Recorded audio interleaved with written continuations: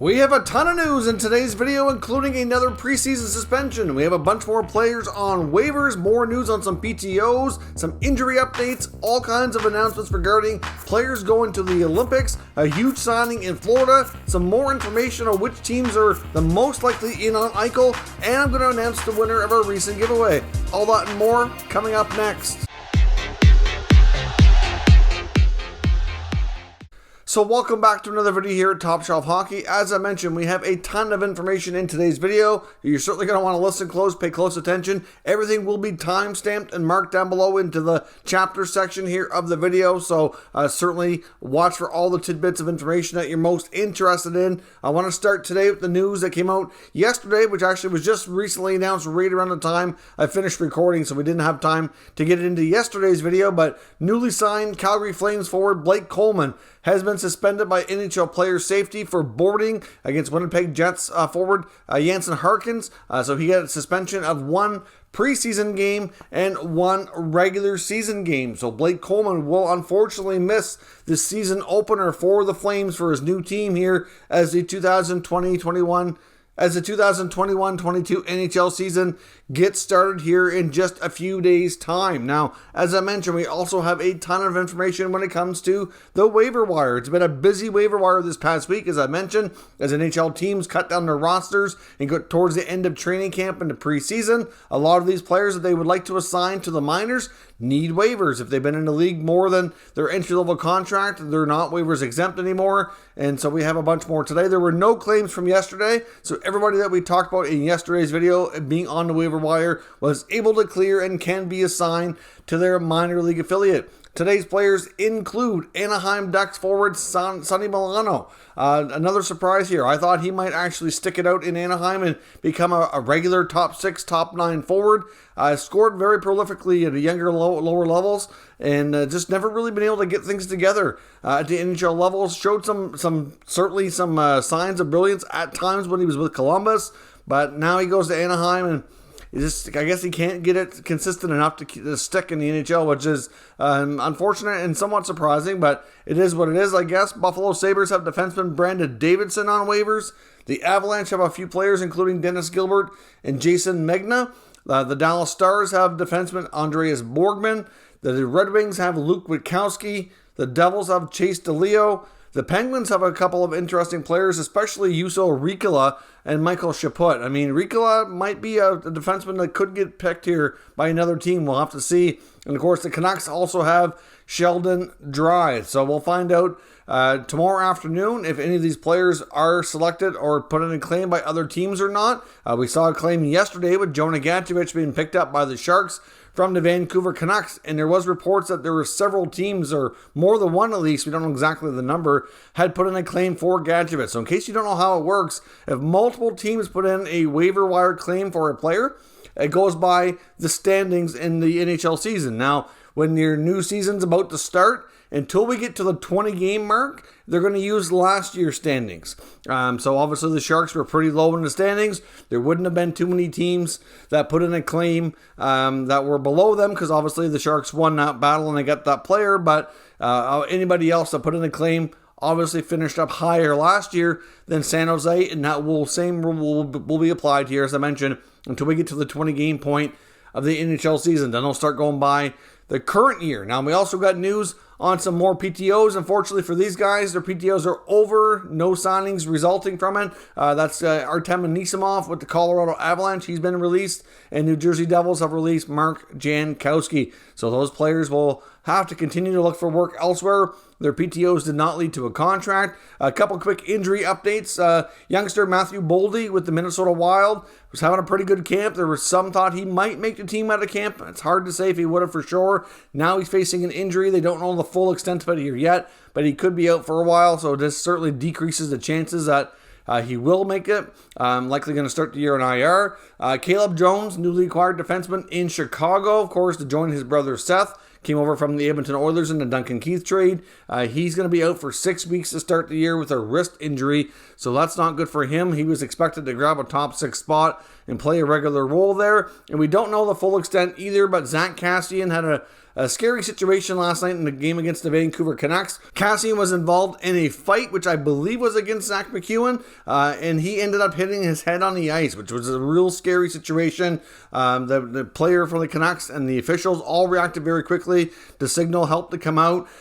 He apparently was feeling okay, though, considering. I mean, certainly that would not be a good thing. I'm sure he's at high risk for concussion, but I think it was Coach Dave Tippett made mention that he was later, in the dressing room talking to his teammates, making jokes. Like, he seemed to be okay, but sometimes those symptoms can take a little bit to set in. They're not always immediate, so they'll certainly be monitoring that situation closely, and I would think that'll decrease the chances of Kassian being on the ice for at least a few days till they determine the right course of action there. Now, we also, as I mentioned, had several countries announce players for their Olympic teams today. Of course, we know that the countries participating in the 2022 Olympic hockey tournament were naming the top 3 players for their respective countries. We've seen players announced already for countries like Canada, the US, Sweden, Finland, and I think that might have been it. But we got a bunch of them here today, led by the Russians. They're going to be a stacked team as well, led by Alex Ovechkin from Washington, Andrei Vasilevsky from Tampa, and Nikita Kucherov from the Tampa Bay Lightning. Not a bad trio, right? Some world-class players. They are going to be a force to be reckoned with in this tournament. The Denmark team has some pretty decent players as well, led by Nick Ehlers of the Winnipeg Jets. They're also announcing Oliver Bjorkstrand of the Jackets and Alexander True, who just got sent to the minor leagues with the Seattle Kraken, but certainly has potential to be, more of a player down the road. He will be one of their top prospects to watch here, as the season goes along. Switzerland had some top players announced as well. The Swiss players include Nico Hischier, captain of the Devils, Roman Josi, captain of the Predators, and Timo Meier of the San Jose Sharks. So no real big surprises there. Certainly some pretty good players. Team Slovakia announced Andrej Sekera from the Dallas Stars. So he's announced Eric Chernak from Tampa and Jaro Halak is the goaltender. So a little surprised that Zdeno Chara wasn't mentioned. I would assume he'll want to play, but we'll see on that. Team Germany announced Leon Draisaitl, Philip Grubauer, who's now at the Kraken, and Moritz Seider, the youngster for the Detroit Red Wings. I mean, would not be one bit surprised that Seider's on the team. I thought they might go with a player that might be just slightly more established, maybe like a Tim Stützle, for example, from Ottawa. But Seider's certainly deserving.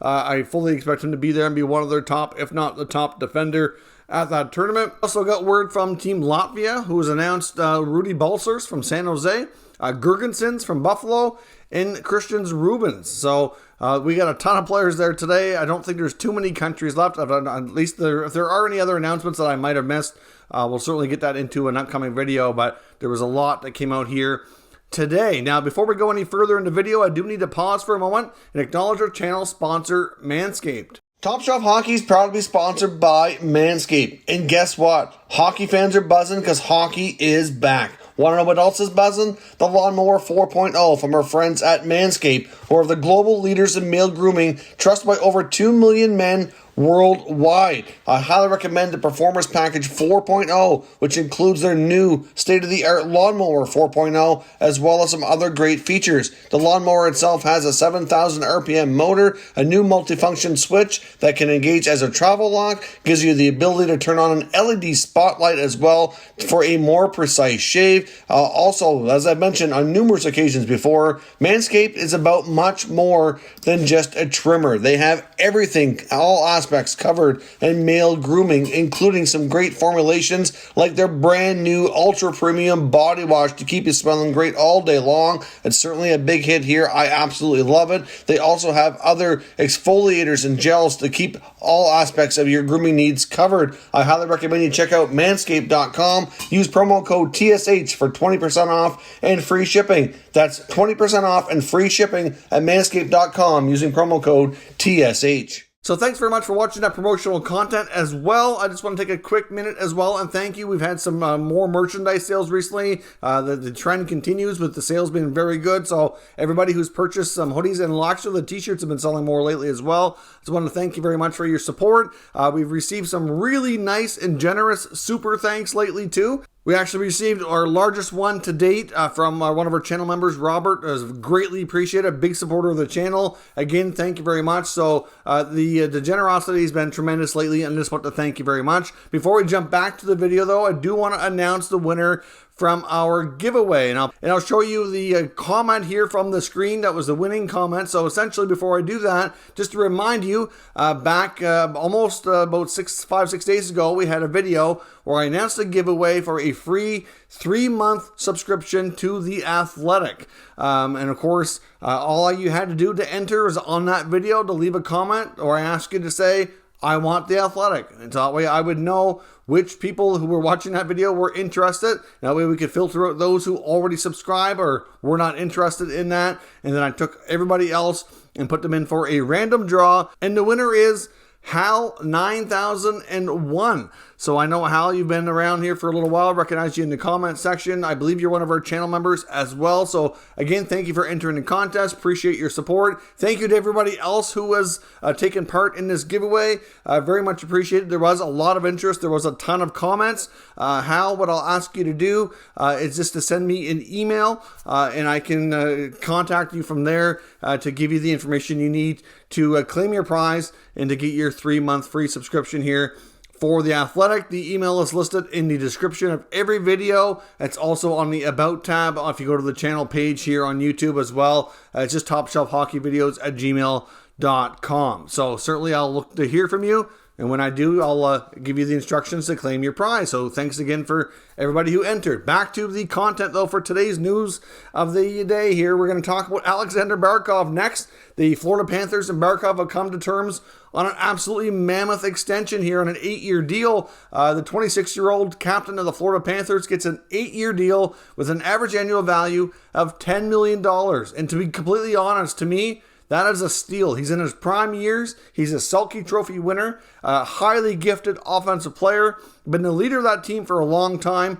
To be completely honest, I also think he could have commanded more money. But one thing with the no state tax in Florida, that's certainly an advantage for some teams. And I think other teams would have had to pay more. I think he would have more likely got around $11 million had he been in most other markets, maybe even a smidge over 11, I think would have been fair. Like the John Tavares contract, for example, with Toronto, certainly a very much a comparable contract there as well. But of course, he gets to keep more of his money because he wouldn't pay nearly the taxes that Tavares would in Ontario and Toronto. So clearly, like I said, this is a steal of a deal. It's a great contract. Now they also, though, the part that they ponied up the money to really make him a happy camper here and want to sign this. Not only did he get $10 million per year, but he's getting a lot of it up front in signing bonus. Out of the $80 million that he will earn in that 8-year deal, $70 million of the $80 million are paid in signing bonuses. His normal salary, and I'll show you here from capfriendly.com, the salary per year is around $1 million. The rest of it is bonuses, and a lot of it in the first few years is really heavy in bonuses, really front loaded. So this is the kind of contract you give to superstar star players. Now, I know we've seen a lot of debate lately about signing bonuses, but it's traditionally more been RFA contracts we've been talking about because the UFA market and pending unrestricted guys like Barkov, we haven't really seen much of this as of late. But it's been the RFA deals, like we're waiting on Tkachuk. We talked about Pettersson and Hughes and Kaprizov and all those guys that were the more recent signings, and there wasn't really much in the way for bonuses in any of those deals. But when you get a little bit older and you're more established, to me, those are the situations when I think they're most justified. Now, he also gets a full no-move clause in the first 6 years of the deal. The final 2 years of the deal, he gets a partial no trade where he gets to waive against 16 teams. So basically half the league he can say yes to, half the league he can say no to, and that's the list that they would go with if they ever want to explore that, which I highly doubt they will, unless things are in drastically different situation in 6 or 7 years' time down in Sunrise. So clearly, this is a fantastic trade. Now, the other part of this as well is he's in the final year of his deal right now, which comes with a modified no trade for this year. They were actually able to tweak and renegotiate that clause and switch it to a full no move. So that actually kicks in now instead of next year. So that's something that's not very common that you see. So the Panthers have essentially given him the Brinks truck here, and he deserves it, in my opinion. Like I said, this is a team-friendly deal, but however, will have an impact on the overall salary cap and structure for the team moving forward. For example, they have a guy like Jonathan Huberdeau will be in the same boat this time next year, can look to do the same thing. Going into next year, they're going to have 16 players under contract and have just a little bit over $71 million tied up in 16 players. So that gives them $10 million to fill out the roster, which is going to be around 7 extra players. That's not a lot of money, so you're going to have to find good value, and that's just the way that the NHL is nowadays, right? You get your heavy star players get that chunk of the money, and then you kind of have to round out your bottom 6, your third pair D, your backup goalie with good value. And so far, they've done a good job at finding that, and we'll have to keep that up. Now, in my opinion, one thing that could get really complicated is depending on how the Huberdeau contract goes, because we're only going to see probably about $1 million increase over the next year or year over year for the next couple years, is when Spencer Knight, if he really becomes the goalie that a lot of us think he will, that's going to get complicated because they're still going to have Bobrovsky on the hook here for $10 million. And if he's going to be looking like a big money goaltender, that's going to really create a logjam, and it could get complicated at that point. But the next year or two, I think they'll be fine. One contract that I'm looking at, depending on how this year goes, could be problematic is Carter Verhaeghe. They signed him to an extension over $4 million. Now, if he continues to play like he did last year, it'll be a good problem to have in a way, because you're going to have a player with good value if you have to trade somebody. But, I just hope that it's not a one-off, that we saw that, production really spike. And then, if he levels off or drops down, it could be problematic. And you have some other youngsters like Owen Tippett. It's going to need more money in a couple, in the North, actually next year, I believe it is. So they're in good shape. But this is a great deal. But they obviously will have create some tougher decisions here in the next year or two, as some of their other guys need to get re-upped. Now, lastly here, like I said, we're going to talk about the latest trade rumors around Jack Eichel. I know some of you are probably saying Eichel again, but you know what? It's a hot topic around the NHL. Every day we're getting new information from NHL insiders. Today there's an Athletic article from Pierre LeBrun outlining all of his sourced information on who's likely the most teams in the mix. Now, I know yesterday we talked about the Rangers. There are some out there who believe the Rangers are very much in the thick of it, but I also mentioned there's also some that believe they're not so much in the thick of it, and they're kind of interested, but not so much. Now, LeBrun goes on to classify the Rangers as a team that he feels are interested, but not so much right in the thick of it, so to speak. But he also, in his opinion, was making some good points to suggest that teams like the LA Kings and the Minnesota Wild are pretty much not in the mix anymore. And that's kind of what I said yesterday talking about the Rangers. I know there were some other articles from other NHL insiders suggesting that they could be in the mix. And I'm not convinced that they are. The LA Kings have made so many moves this offseason that, to me, they'd have to trade a lot out. And I just don't know that they're really to do that. They have Kopitar and Danault down the middle. They're not trading Kopitar. They just signed Danault. They have lots of other youngsters at the center ice position, like Byfield, who just got hurt, and Alex Turcotte and all that. Obviously, some of those young guys could be included in a trade, but why would they do that? I mean, to me, that just doesn't make sense. It doesn't make sense positionally for them. They do have the prospect assets that they could consider making a big move. I just don't know if that really is for them anymore. In Minnesota, if you look at their cap situation the next couple of years with the big buyouts they did with Suter and Parise, that really changes their whole cap dynamic here. Then they get the monster contract for Kaprizov. I really don't think they can handle a $10 million contract, without some significant money going out. And I don't know that they really want to do that. If you look at their blue line, at one point you would have made an argument for Matt Dumba to be included, but now, based on other moves they made and buying out Suter, you probably don't really want to do that either. So, to me, I'm not really sure that Minnesota really makes sense anymore, and I do concur with LeBrun's comments in that regard. The Rangers, personally, I do think that they could be in on it, but I guess that's just my own opinion. I don't have any insider information to suggest one way or another that they are or they aren't 100%. But the teams that he links as being the most likely suitors that makes the most sense that he feels could get a deal done are the Anaheim Ducks and the Calgary Flames. Now, we've heard the Flames mentioned by a number of teams here as of late, including Elliot Friedman. Now, LeBrun, I think others have mentioned it too. So, they keep coming up. So they might be a team that we have to watch. But as Elliot Friedman mentioned the other day, I know I've seen somebody suggest to him, why don't they just trade up Johnny Gaudreau or Matthew Tkachuk? Well, that doesn't make any sense for the Buffalo Sabres. They want futures-based packages. They're going to have to likely take a player or two off a roster because both teams are going to likely need to have some money shifted around. most acquiring teams are not going to have the space to just add $10 million.